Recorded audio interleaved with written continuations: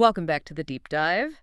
Today we're digging into the latest numbers and filings from one of the biggest tech players out there. We've got the fiscal 2025 fourth quarter results and, maybe more importantly, the full year Form 10-K. Yeah, that 10K filed right at the end of September 2025. It really lays out the whole picture, doesn't it? Yeah. And our mission today, well, it's not just about the profit figures, though. We'll hit those. Right. It's about tracing the fault lines, you could say. Yeah. Looking at what's driving performance. Yes, iPhone 17 is in there, but maybe more critically, focusing on these ramping up legal and regulatory fights. They seem to be aiming right at the company's most profitable parts. Especially services, yeah. It feels like when you're operating at this kind of scale, globally, these filings almost become like a diary of conflicts. That's a good way to put it. You've got trade tariffs messing with hardware costs. You've got these huge antitrust rulings. Yeah, hitting the core services model. Exactly. It paints a picture of just intense pressure from all sides. Geopolitics, changing customer tastes, and regulators, in multiple places, basically demanding they change how they operate. Okay, so let's dive into that. Starting with the financials, the scorecard for FY 2025. Because the headline numbers, they were pretty big. They were definitely solid. Yeah. For the whole fiscal year 2025, total revenue hit $416.161 billion. Now, that's up 6% from 2024. Nice growth, definitely. 6% on that base is huge, but maybe not the kind of explosive growth we saw years ago. Perhaps a bit more measured, yeah. But look at the bottom line, diluted earnings per share, EPS. That jumped quite a bit, $7.46 compared to $6.08 the year before. Okay, so profitability is really accelerating faster than revenue. That points to good cost management or leverage, right? And Q4 was strong, too. Q4 was a record quarter, actually, Yeah. $102.5 billion in revenue. Wow. But, this brings up the big question, one that sort of defines this whole filing. Where's that profit really coming from? And the answer, loud and clear, is still services. Still the engine room. Absolutely. Services revenue for the full year was $109.158 billion. That's up 14% year over year.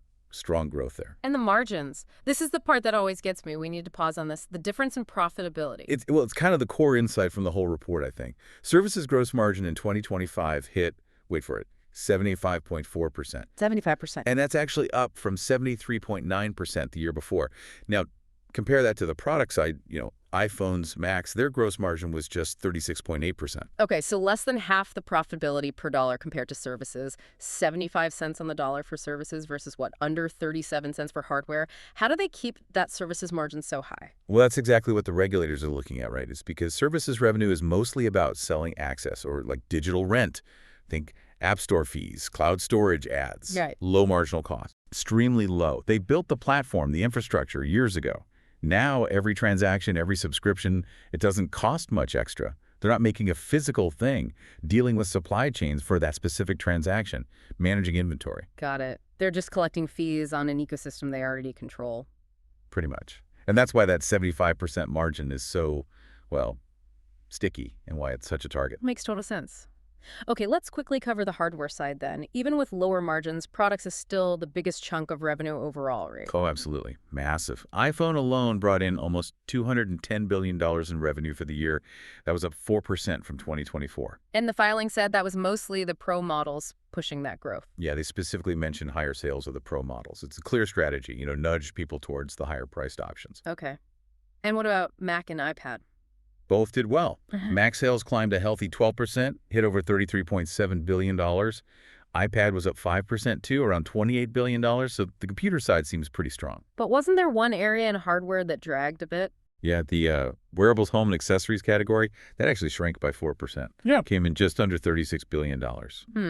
So maybe less focus on watches and pods driving growth, more on those core devices and the services they enable. Seems like it. The momentum might be shifting away from just selling more things to locking people into those high-margin recurring services. Okay, before we shift gears, I noticed something else huge in the financials. The sheer amount of money going back to shareholders. Oh, yeah. Stock buybacks. They spent, what, $89.3 billion buying back their own stock in fiscal 2025? $89 billion. Yeah. And then in May, they announced a new program for another $100 billion. $100 billion, that's just staggering. Does that kind of signal maybe they can't find better ways to invest that cash inside the company? Like things that might help with these supply chain or regulatory headaches we're talking about? That's definitely one interpretation and a critical one. It looks like the priority is returning capital boosting that EPS number we talked about, raising the dividend, which they did, to $0.26 a share. It suggests they're maybe being a bit conservative with huge new speculative investments that might, say, completely reshape their manufacturing footprint or R&D direction. Maximize returns now, given the current climate. Interesting. A giant cash machine focused on returning cash rather than maybe radical reinvention right now. Okay, that's a good pivot point. Let's talk about the products themselves and where they're selling. Segment 2, the new stuff and the global picture. We just had the iPhone 17 launch in Q4. What did the filings tell us about the strategy there? Well, they listed the new lineup, obviously iPhone 17, the Pro Max. But the interesting addition this year was the new iPhone Air. The Air, right? A new category there. Exactly. It wasn't just listing models. It feels strategic. The Air seems positioned, maybe for markets where price is more sensitive or just to capture more volume globally. Could be a way to balance out potentially slower growth at the very top end in some established markets. Makes sense. Broaden the appeal. And they're still pushing their own silicon hard, right? The M5 chip. Oh, yeah. Tim Cook apparently highlighted the new iPhones, combined with the latest MacBook Pro and iPad Pro, all running on that new M5 chip. That proprietary silicon is key, isn't it? It keeps the hardware performance unique, keeps people locked into the ecosystem. Which then feeds that super profitable services business. It all ties together. It really does. That chip advantage helps keep those high-value customers. Now, where are they selling all this stuff? The geographic breakdown for fiscal 25 versus 24 shows some really stark differences, reflects what's going on in the world. Okay, where was it strong?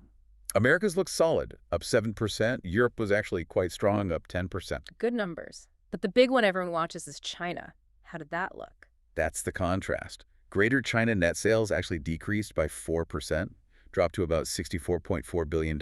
And the company directly says it was mainly due to lower iPhone sales there. 4% down. That's not small, especially in such a huge market. Shows the impact of local competition and maybe those geopolitical tensions we mentioned. Absolutely. Intense competition from domestic brands is a major factor there now. But interestingly, there was a counter-trend somewhere else. Oh, where? Japan. Sales in Japan surged 15%, hit nearly $29 billion. 15%? That's a huge jump. So Japan really helped offset some of the China slowdown. Yeah, it was a significant, maybe unexpected bright spot. Shows that you can still have strong regional performance even if one major market like China softens a bit. And it's worth reminding ourselves, connecting back to what the 10K explicitly states. Despite how dominant they feel, the company says they still have a minority share in the global markets for smartphones, PCs, tablets, wearables. Right. They're always fighting for share against huge competitors, often with different platforms. Yeah. Which forces them to make certain bets, certain trade-offs. Which leads us right into the biggest risks they face now. The legal and regulatory storm that seems aimed squarely at how they make money. Exactly. This is where things get really, really serious. Let's start in the U.S. with the Epic Games fight, because that seems to have taken a really sharp turn recently. Yeah, this isn't just about money anymore. The big development was in April 2025. The California District Court found the company was actually in violation of the original 2021 injunction from that case. They violated the first order. Okay, so what happened then? Well, the court didn't just fine them. It issued a new injunction. And this one is much, much tougher. How so? What does it restrict now? It's incredibly broad. It flat out prohibits the company from charging any commission or fee on purchases that users make outside of an app. And it stops them from interfering if a user decides to go outside the app to pay. Wait, any commission? So if this holds up, they can't take a cut if a user clicks a link in an app and buys something on the web. That's how it reads. It essentially tries to sever that link between the app and their ability to collect fees on external transactions. If that stands, it could take a huge bite out of that 75% services margin we talked about. Okay, that's massive. But you said it got even more serious. There was something else in the filing. This is the part that, frankly, is stunning. Because the court found they violated the prior order, it didn't just issue the new injunction. It also referred the company to the U.S. Attorney for the Northern District of California. The U.S. Attorney? For what? To determine whether to bring criminal contempt proceedings. Criminal contempt? Hold on, that's not a fine. That's criminal charges. Potentially.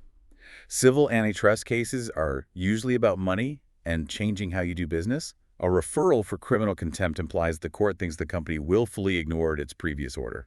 That opens up a whole different world of possibilities.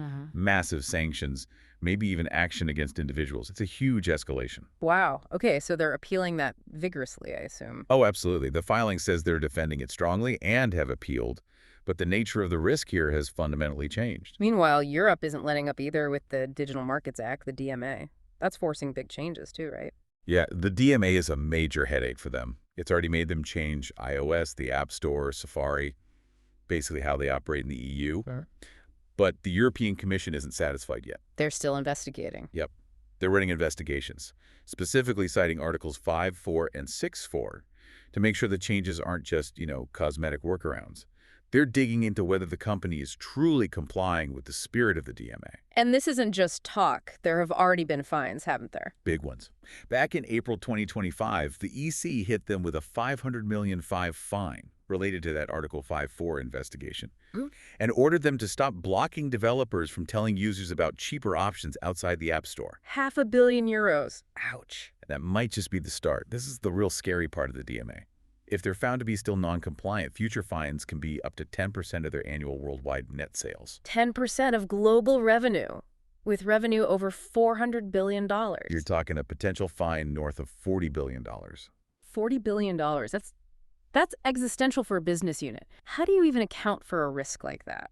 It's mind-boggling. It moves way beyond the cost of doing business. And back in the U.S., it's not just the Epic case, right? There's still the DOJ lawsuit. Correct. The Department of Justice suit from March 2024 is ongoing. That one alleges monopolization in smartphones generally, particularly performance smartphones. Plus, the filings confirm that those trade tensions we talked about, they're hitting the bottom line now. The tariffs. Yeah. New U.S. tariffs kicked in during Q2 2025 on imports from places like China, India, Japan, basically key manufacturing hubs. The filing says this is increasing costs, hitting the supply chain, and putting downward pressure on those product gross margins, the 36.8% we discussed. So the regulatory and geopolitical risks are directly translating into lower hardware profitability. Exactly. It's not theoretical anymore. And just to underline how these things eventually hit the books, remember what happened in 2024? The big tax charge. Yeah, they had to book a massive one-time $10.2 billion net income tax charge in Q4 2024. That was after the European Court upheld that huge state aid decision from way back in 2016 about taxes in Ireland. So a legal battle from years ago eventually cost them over $10 billion on the income statement? A concrete example. Precisely. These aren't just hypothetical risks listed in a document. They're becoming real dollar-figure costs impacting operations. Okay, so let's try and pull this all together. We've got record revenue, incredible profitability driven by that 75% margin services engine, and new iPhones, especially the Pros, helping drive that top line. But they're facing this unprecedented concentration of legal and regulatory challenges simultaneously on both sides of the Atlantic. And almost every single one seems laser-focused on taking apart the very mechanisms that generate that super high services profit. So the cost of doing business, especially in Europe and potentially the US, is just skyrocketing. It's showing up as actual expenses, huge fines, and forced changes to their core model. That sums it up perfectly. 2025 looked great on the surface financially, but strategically it feels much more precarious. The risks are no longer just risks, they are active drags on the business. It's like they built this incredibly efficient profit center and services, but by centralizing it so much, they've also created this single massive target that regulators and courts are now attacking from all angles. Well said. That centralization is both its strength and its Achilles heel right now. Okay, so that leaves us with our final thought for you, our listener, to chew on. If these legal challenges, particularly that new Epic injunction, are ultimately successful, if the company is permanently forced to remove all commissions on purchases made outside an app, how much of that incredible 75% services gross margin could actually survive? And if that number drops significantly, what would they have to do with their hardware, with pricing, maybe even with the chips, to make up for losing all that digital rent income? What does the whole business model look like then?